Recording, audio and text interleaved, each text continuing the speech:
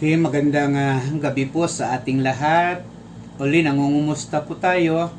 Kumusta po tayo dyan? At ngayon po ay Friday, oras po ng ating strengthening. Kaya pakinggan po natin ang salita ng Panginoon. Magpalakasan po tayo sa isa't isa. Ang topic po natin sa gabing ito ay Antichrist. Sino si Antichrist? Yan po ang ating tatalakayin. At ang pamagat po ng ating tatalakayin, the mark of the Antichrist, yung marka po ni Antikristo. At basahin ko po sa inyo ang salita ng Panginoon, Revelation chapter 13, verse 11 up to verse 18. And I beheld another beast coming up out of the earth, and he had two horns like a lamb, and he spake as a dragon. And he exercises all the power of the first beast before him, and causeth the earth and them which dwell therein to worship the first beast, whose deadly one was held. And he doeth great wonders, so that he maketh fire come down from heaven on the earth in the sight of men, and deceiveth them that dwell on the earth by the means of those miracles which he had power to do in the sight of the beast, saying to them that dwell on the earth, that they should make an image to the beast, which had the wound by a sword, and did live. And he had power to give life unto the image of the beast, that the image of the beast should both speak, and cause that as many as would worship the image of the beast should be killed.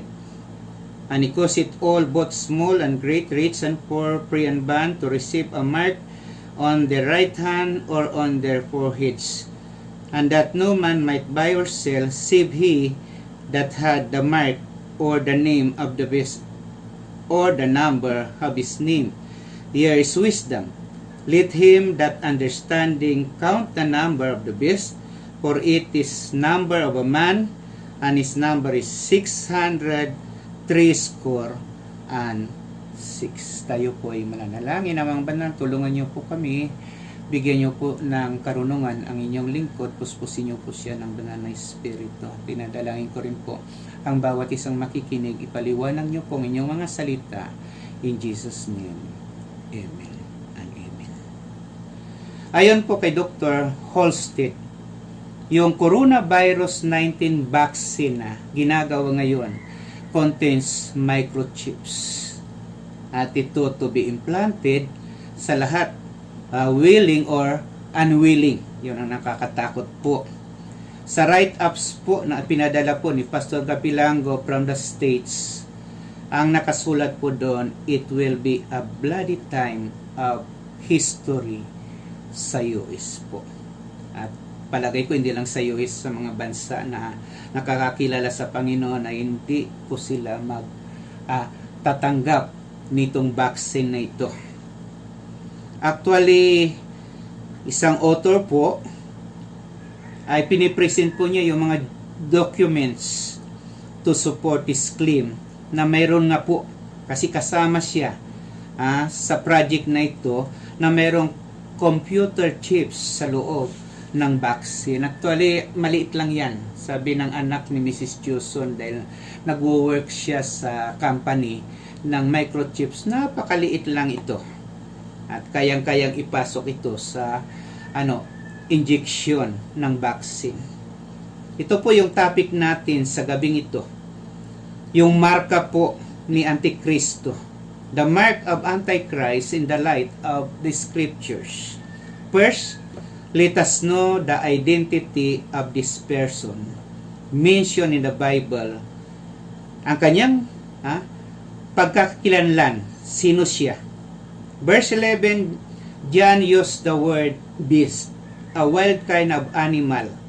For me, ako po naniniwala, it's not the appearance. Kasi kung ang appearance niya nakakatakot na, hindi siya pwedeng maging deceiver. Wild because of his characteristic. Ang ginamit na salita po sa Greek word ay Antichristos. Number one, he is not the Antichrist mentioned by some of the early church fathers or early writers. Sa kanila po, ang Antichrist na tinutukoy po, most of them ay yung Roman Emperor sapagkat 7 Roman Emperors ay dinanas nila yung persecutions, kahirapan. Kaya hindi po natin sila masisisi na kanila pong tawagin na Antichrist ang Emperor. Sabi nga po ni Polycarp, all who teaches false doctrines are Antichrist. At yan ay sa kanilang kapanahon, maging sa ating kapanahonan. Sabi ni Irenaeus, the Gnostics, sila daw yung Antichrist sapagkat ang kanilang paniniwala, ang katawan ng Panginoon Kristo ay not literal but divine body. But Cyril of Jerusalem believes that he will reign at the first 3.5 years of the 7 years tribulation period. Number 2, he is not the Antichrist mentioned by Apostle John sa 1 John chapter 2 verse 18 up to verse 22. This Antichrist ay word deceivers of faith who denies Christ. Third, he is the Antichrist prophesied by Daniel. Ito na po. Kanina ay not. Ngayon po, siya po yung Antichrist prophesied by Daniel to oppose Christ but also to claim that he is Christ. To Paul, Apostle Paul, the man of sin. According to Daniel, he is the little horn. Pero lalaki siya. Magiging tanyag siya. He will arise from the tribe of Dan. Mayroon siyang Jewish blood. He will use the new Jerusalem temple to impose worship sa Jerusalem temple. Tatayo siya ng malaking idol, an image. And then, sabi ni Mr. Upchurch, he will offer pig para malaman ng mga Hudyo na he is not Christ. He could be a religious leader. He could be a political leader. He could be a clone man. Sa China, marami na silang na-clone na hayop. And then, early 1990s ay meron nang sasabing nakapag-clone na sila ng tao. Kaya, posible, hindi tayo dogmatic, pero itong sinasabi ng Bible kung sino si Antichrist. Next, let us know the clarity of his mark. Pag-aralan po natin yung katotohanan tungkol sa kanyang markang ito. Ang una pong katotohanan tungkol sa marka ng Antichrist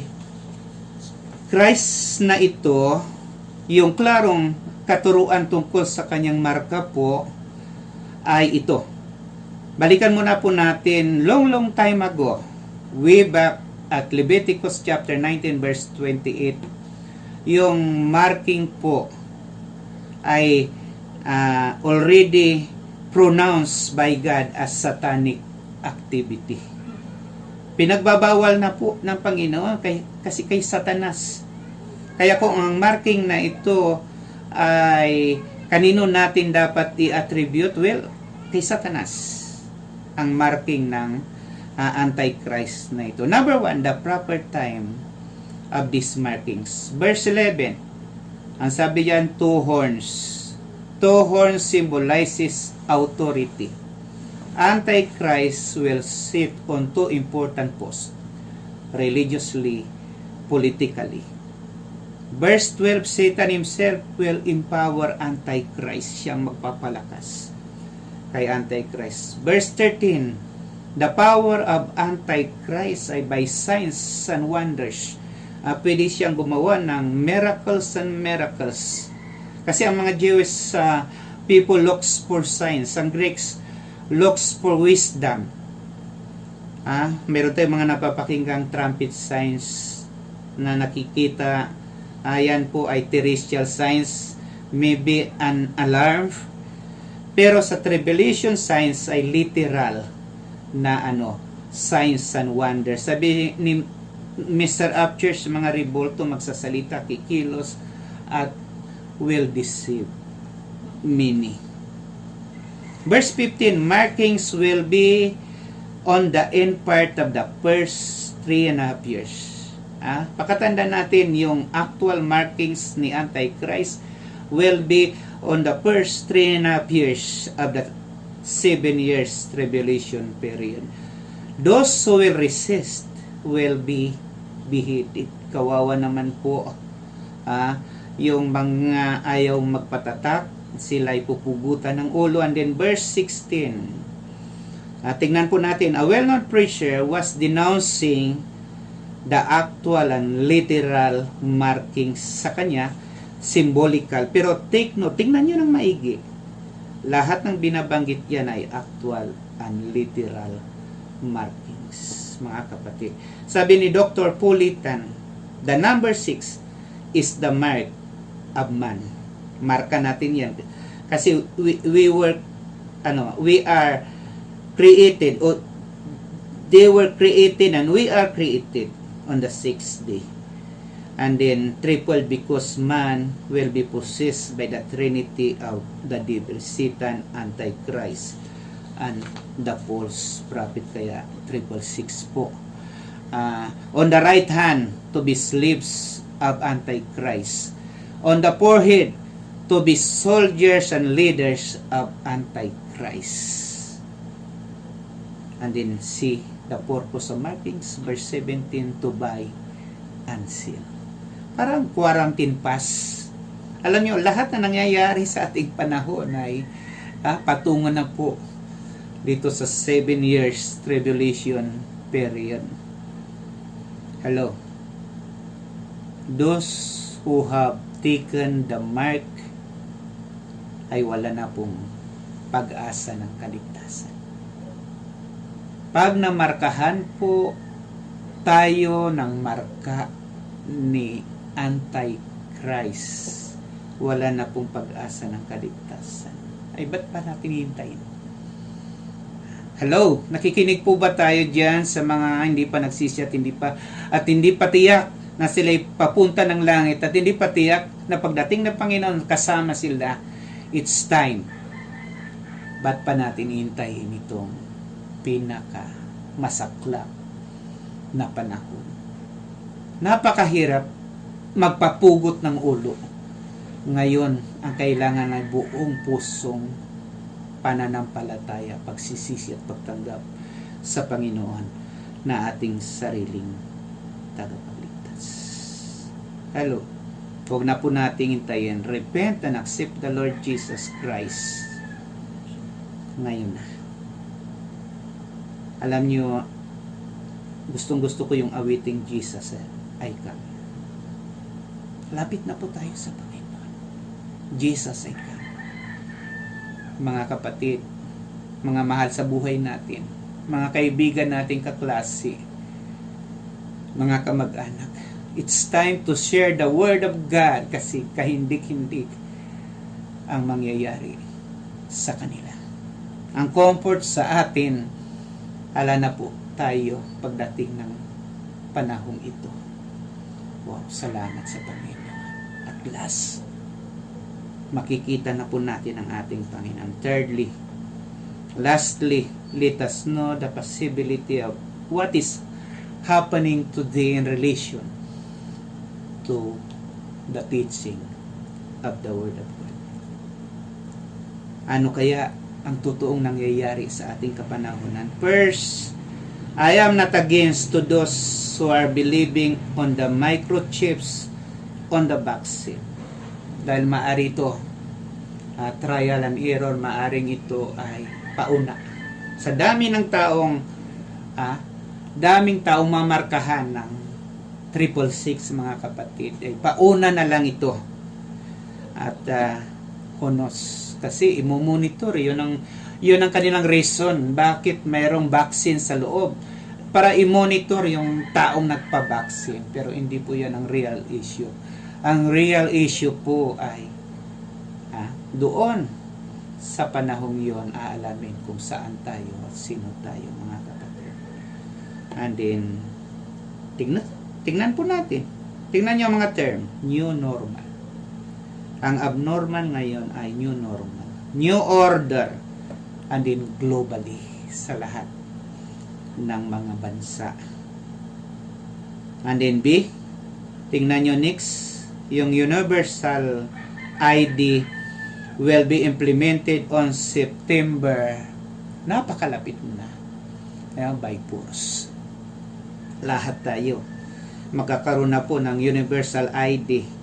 At ito in preparation, transition sa 7 years tribulation period. And then lastly, are you ready? Hello, this is my serious appeal. Matthew chapter 24 verse 24. Be ready. Be ready tayo ba'y handang-handa na tayo'y makakasama sa second coming, na tayo makakasama sa rapture. Hello, beloved in the Lord, are you ready?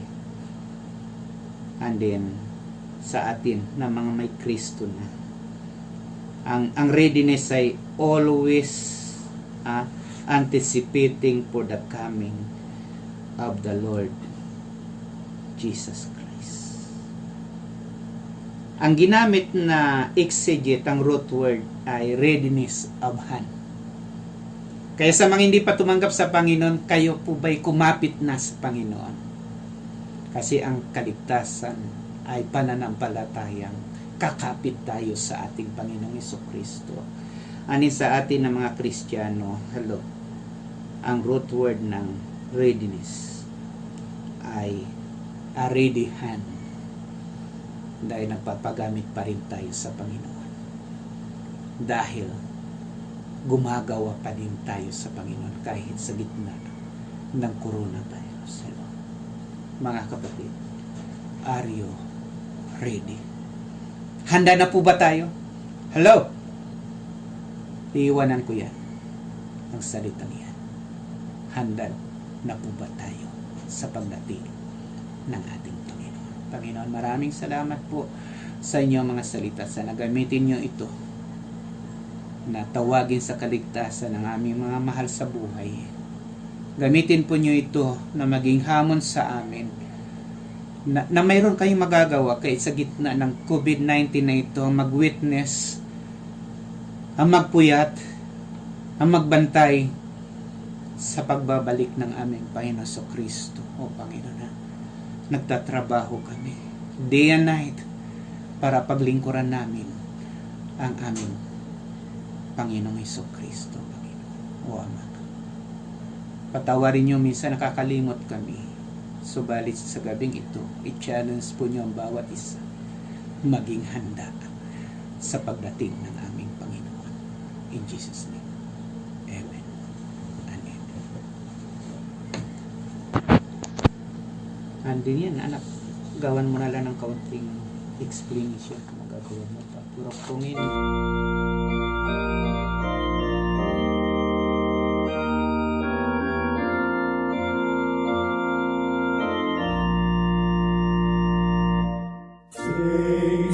Face with Christ my Savior, face to face, what will it be? When with rapture I